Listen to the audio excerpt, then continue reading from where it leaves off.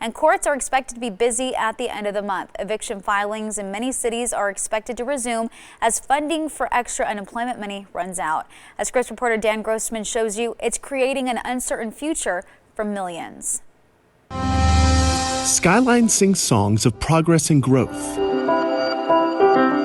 Dormant windows, however,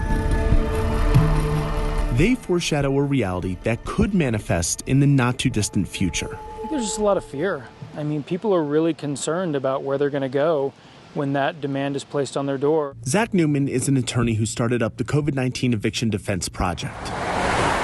At the end of July, CARES funding is set to expire, stopping the $600 extra in weekly unemployment funding. At the same time, several cities across the country will lift their moratoriums on evictions, creating a gloomy future for the more than 20% of renters who struggled to pay their rent in May. It's already been seen in Memphis, where 9,000 eviction cases resumed last month, and Virginia, where 12,000 cases were filed when its moratorium was lifted. I think you have people who are behind on their rent right now who haven't been able to make full payment. But then I think the bigger source of filings is going to be in early September, when we are definitively out of the CARES Act money window. In cities like Denver and Seattle, where rent has doubled over the course of the last decade, the problem is only exacerbated.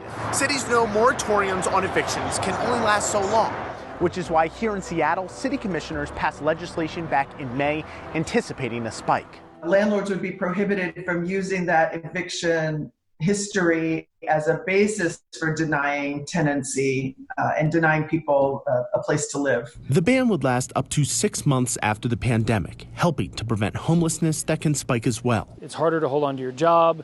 It's harder to keep your kids in school. It's harder to maintain a workable level of health.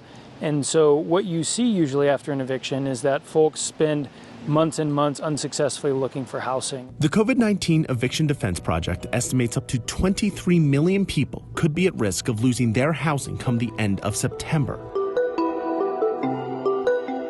A swan song of sorts Zach intends to try and prevent. Americans need rent relief now. In Seattle, I'm Dan Grossman reporting.